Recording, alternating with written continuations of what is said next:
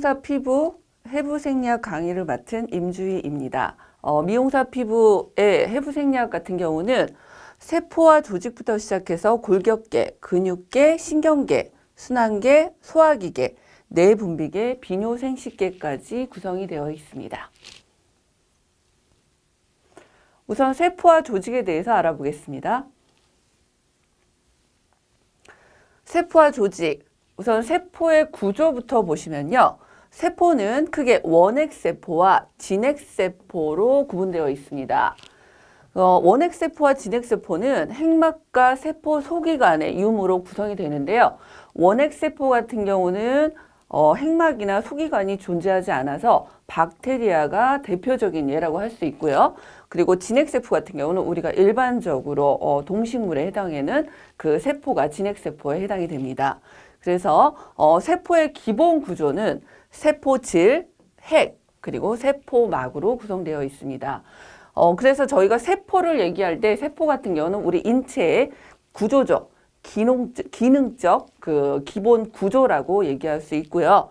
세포부터 시작해서 인체에 있어서 생태학적 그런 구조를 보면은 저희가 일반적으로 많이 나오는 문제에 해당이 되는데요. 세포를 셀이라고 했는데 세포부터 조직, 그리고 기관, 그리고 계통, 그리고 인체에 해당이 되고요. 아까 말씀드린 세포 같은 경우는 우리 그 생물학적으로 그 인체의 그 구조적, 기능적 기본 단위에 해당된다고 할 수가 있습니다. 그리고 세포의 구성을 살펴보겠습니다. 세포의 구성은 원형질, 그리고 세포막, 그리고 세포질, 그리고 마지막으로 핵으로 구성이 되어 있는데요.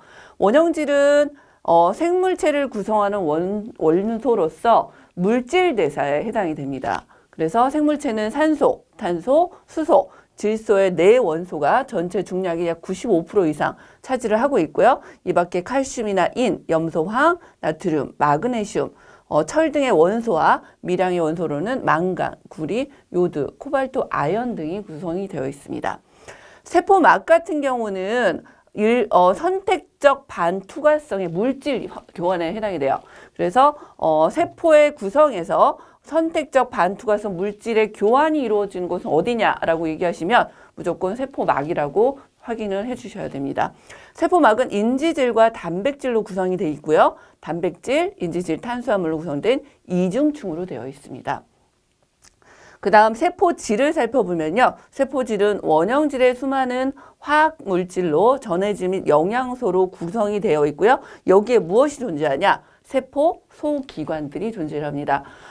아까 말씀드린 세포가 저희가 무엇으로 되어 있냐면 진핵세포였는데 핵을 갖고 있습니다. 그래서 세포는 핵과 그리고 세포질, 그리고 세포질을 감싸고 있는 세포막으로 구성되어 있는데요. 세포라는 부분이 잘 살 수 있게 물질 대사를 할 수 있도록 만들어주는 기관이 세포 소기관이라고 할 수가 있습니다. 그래서 세포 소기관 같은 경우는 미토콘드리아, 그 다음에 리보솜, 그리고 리소솜, 골지체, 소포체로 구성이 되어 있고요. 가장 문제에 많이 출제되는 부분이 세포 소기관 중 미토콘드리아입니다.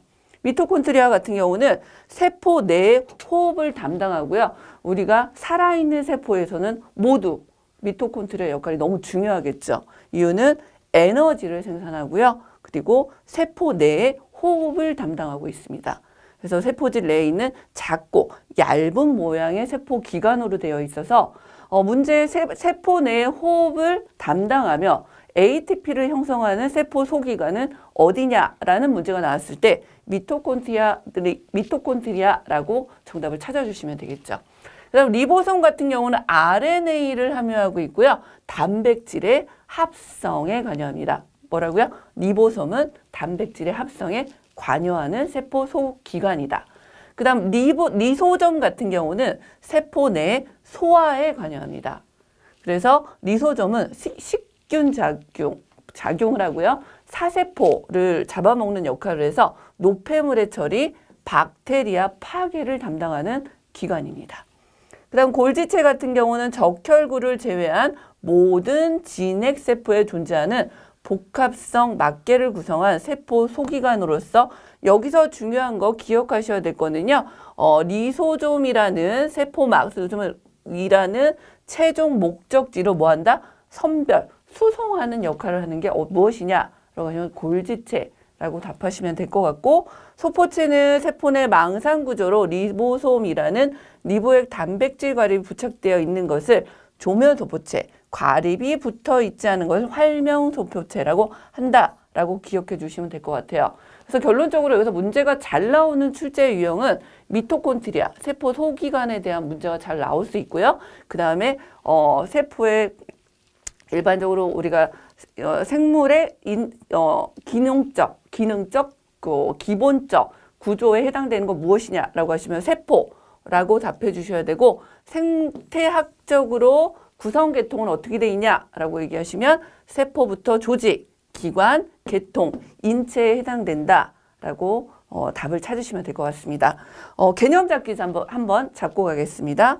세포의 구조 중 세포의 성장과 생활에 필요한 영양물질을 함유하고 있는 기관은 어디냐라고 하시면 뭐였죠? 세포 소기관, 세포 질이 해당이 되겠죠. 자, 그 다음 가장 중요한 우리 진핵세포에 존재하는 핵에 대해서 알아보겠습니다. 핵은 세포의 조절 중추로 세포 전체 기능을 통제하는 걸로요. 유전 물질인 DNA가 들어 있습니다. DNA가 들어 있고요. 그리고 RNA도 존재를 하는데요. 대형의 구상 내지는 타원형의 구조로 진핵세포에 존재를 하는데요. 여기서 중요한 거는 DNA와 그 다음에 RNA에 대해서 좀 알아두셔야 될 것 같은데요. DNA는 우리가 일반적으로 그 생물학적인 부분에 대한 그런 세포에 대한 그런 전달, 그리고 정보를 전달하는 역할을 하고요. RNA 같은 경우는 얘를 스캔하고 복사를 한다 그러죠. 얘를 이동시켜주는 역할을 하는 게 RNA라는 부분을 기억하시면 될 것 같습니다. 그래서 그 다음 세포막을 통한 물질의 이동, 상당히 중요합니다. 이것도 문제에 잘 출제되는 유형이고요. 세포막을 통한 물질의 이동에서 수송 이동과 능동 이전이라고 하는데 능동 이동이라고도 저희가 칭합니다. 그래서 수동 이동에 대해서 알아보면 확산, 삼투, 여과가 여기에 해당이 되고요. 확산 같은 경우는 고농도에서 저농도로 이동하는 걸 확산이라고 얘기를 하고요. 삼투 같은 경우는 저농도에서 고농도에서 저농도로 이동을 하고 있고요. 삼투 같은 경우는 저농도에서 고농도로 이동하는 수동 이동이라고 할 수 있고요. 그 다음에 여과는 혈압에 의해서 물질이 빠져나가는 그 현상을 여과라고 얘기를 합니다. 그러면 세포막의 물질 이동에서 고농도에서 저농도로 이동하는 것을 무엇이라고 하냐라는 문제가 나오면 정답을 찾으셔야 되겠죠. 정답은 확산에 해당이 됩니다. 그 다음에 이제 능동 이동은 일반적으로 저희가 모두 세포막을 통한 물질의 이동이 거의 대부분이 이루어지는 게 능동 이동이라고 얘기할 수 있는데요. 능동 이동은 능동 이동 펌프, 세포 내의 반입, 식작용, 세포 흡수작용, 세포 외 반출이 여기에 해당이 됩니다. 가장 중요한 건 수동 이동에서부터 세포막의 물질을 통한 이동의 종류가 아닌 것이라는 문제도 나올 수가 있거든요. 그 부분에 대해서 잘 찾아주시면 될 것 같습니다. 그 다음에 이제 항상성에 대해서 참조적으로 알아두시면 될 것 같은데요. 항상성은 인체 내 환경을 항상, 그러니까 우리가 항상 뭐 온도, 체온도 유지해 줘야 되겠죠. 체온도 36.5도에서 37도의 온도로 체온의 유지가 되는데, 이때 뭐 체온 유지가 안 되고 뭐 우리가 좀 열이 많이 난다 그러면 36.5도의 정상 체온을 유지하기 위해서 땀 배출을 하게 되죠. 이런 부분들이 항상성에 해당이 된다고 보실 수가 있어요. 그래서 우리가 항상 우리가 생명을 유지하기 위해서 항상 이렇게 좋은 컨디션, 그 건강에 대한 좋은 컨디션을 유지하는 부분을 항상성이라고 생각하시면 될 것 같고요. 요거는 인체 내 환경을 비교적 일정하게 유지, 존속시키는 것을 얘기하며 기관계는 일정하게 유지할 수 있도록 세포 환경을 조절하는 것을 항상성이라고 할 수 있습니다. 그 다음에 이제 조직에 대해서 알아보겠습니다. 저희가 세포 다음으로 생태학적으로 이동하는 부분이 조직이라고 할 수가 있는데요. 세포와 세포가 합쳐져서 저희가 조직을 구성하고 있다고 생각하시면 될 것 같습니다. 조직의 분류를 먼저 볼게요. 조직의 분류는 비슷한 구조와 기능을 가진, 아까 말씀드렸죠? 세포군과 이들 사이에 위치한 세포의 물질을 합한 것이 무엇이냐? 조직이라고 합니다. 그래서 조직에 구성하는 기본 조직은, 인체를 구성하는 기본 조직을 살펴보니까 상피 조직, 그 다음에 결합 조직, 근육 조직, 신경 조직 네 가지로 나눠지더라. 자, 문제, 개념 잡기 나왔죠? 인체를 구성하는 기본 조직이 아닌 것은 이라는 문제가 나왔습니다. 그러니까 뭐라 그랬죠? 상피 조직 해당되죠? 신경 조직, 그 다음에 결합 조직, 그 다음에 여기에 빠진 게 뭐가 있죠? 조직이 아닌 거, 골 조직이 여기에 해당이 되겠죠. 그래서 상피, 신경, 결합, 그리고 근육 조직이 인체를 구성하는 기본 조직의 네 가지다라고 기억하시면 될 것 같습니다. 자, 상피 조직에 대하여 살펴보겠습니다. 상피 조직은 체 표면이나 체관, 광해, 내강 등의 표면을 싸고 있는 세포 조직으로서 상피 조직은 편편 상피 조직, 그 다음에 입방 상피, 원주 상피 등으로 나눠집니다. 그래서 단층 평평 상피 조직을 보면은요, 상피 세포를 보면 혈관, 심장, 림프관, 장막, 폐포의 내면을 덮고 있는 세포로 얇고 평평한 세포가 단층으로 존재하는 걸 말씀드리고요. 그 다음에 단층 입방 상피세포, 단층 원주 상피세포, 중층 평평 상피세포가 있는데 이때 혈관, 심장, 림프관은 단층 평평 상피세포에 해당이 된다라고 외우셔야 됩니다. 그 다음 중층 평평세포는 피부, 입, 인후, 식도, 항문, 질 쪽에 해당이 된다라고 해서 이거를 구분하셔가지고 이렇게 문제가 나와요. 중층평평 상피세포에 해당되지 않는 것은 무엇이냐 이런 식으로 구분이 돼서 나오기 때문에 이 부분은 잘 기억하셔야 될 것 같습니다. 단층 입방 상피세포 같은 경우는 신세관, 많은성과 그관, 폐, 종갈, 새, 기관지로 입방체 모양의 세포가 단층으로 존재하는 걸 얘기하고요. 단층 원주 상피세포 같은 경우는 위, 장, 선, 일부선의 관, 폐, 새, 기관지, 자궁, 그리고 난관에 좁고 키가 큰 세포가 단층으로 존재하는 걸 단층 원주 상피세포라고 합니다. 이행 상피세포 같은 경우는 방광이라든지 요도, 그리고 요관 등의 일부로 기관이나 관이 이완된 상태에서 여러 층의 입방체 모양의 세포, 액체에 의해 팽창되면서 편평세포로 나타내는 것을 이행상피세포라고 얘기를 하고요. 선모 원주 상피세포 같은 경우는 비강이나 부비동, 이관, 인두, 후두, 기관 및 폐 기관지가 여기 선모 원주 상피세포에 해당이 됩니다. 상당히 어렵죠. 근데 여기서 간단하게 너무 다 외우시려고 하지 마시고요. 어떤 부위가 세포 조직이 어디에 해당되는지 단층인지 아니면 중층인지 이렇게 구분해서 기억하시면 될 것 같습니다. 자, 그 다음 결합 조직에 대해서 알아보겠습니다. 결합 조직은요, 수많은 세포의 기질들로 의해 둘러싸인 세포들로 구성되어 있는 주요한 조직세포로서 인체에 있어서 뼈대 역할을 하면서 물질을 운반하는 부분이 결합조직이라고 했습니다. 대표적으로 혈액이고요. 결합조직은 세포와 세포 사이에 뭐가 존재합니까? 매트릭스라는 기질이 존재를 하고요. 많은 세포의 물질을 가지고 있고 세포의 기질의 구조는 결합조직의 기능적인 특성을 결정한다고 볼 수 있습니다. 그 다음 치밀결합조직, 그 다음에 지방조직, 연골, 골, 혈액이 이 결합조직에 해당이 되는데 이 치밀결합조직 같은 경우는 교원섬으로 구성되어 있는 세포의 물질로 되어 있고요.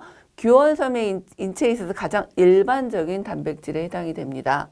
그래서 치밀결합조직의 지금 구조들은 근육을 뼈에 부착시키는 힘줄이 있고요. 그 다음에 인대가 뭐죠? 뼈와 뼈, 다른 뼈 사이를 부착시키고 있는 역할을 하고 진피층은 피부의 안쪽을 형성하는 결합조직층을 얘기하는데요. 여기서 기억하실 거는 근육을 뼈에 부착시키고 있는 것은 무엇이냐고 하시면 결합조직의 힘줄이고요. 그 다음에 뼈와 뼈 사이를 부착시키고 있는 것이 뭐다? 인대라고 기억하시면 될 것 같습니다. 그 다음 지방조직은요. 전형적인 결합조직은 아니지만 기질이 거의 없어요. 그 다음에 지방세포들은 크고 서로 밀접하게 구성이 되어 있고요. 지방세포들은 에너지를 저장하는 지방 성분으로 채워져 있습니다. 그 다음 이제 연골은요. 문제 잘 나옵니다. 연골은 많은 지질을 포함하고 있는 골소와 라고 불리는 공간에 위치해 있는 연골세포로 구성이 되어 있는데요.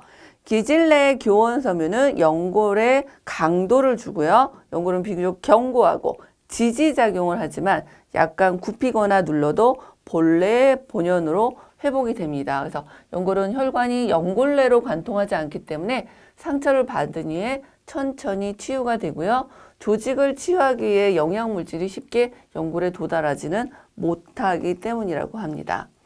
그다음 골 같은 경우는 살아있는 세포로 구성된 단단한 결합 조직으로서 골세포라고 불리는 세포들로 골소화라는 기질 내 공간에 위치하고 있습니다. 그래서 이 골이 하는 역할은 강인함, 광물성 기질인 강인함과 견고성은 인체의 조직과 기관을 유지하고 보호하도록 하는 역할을 하고 있습니다.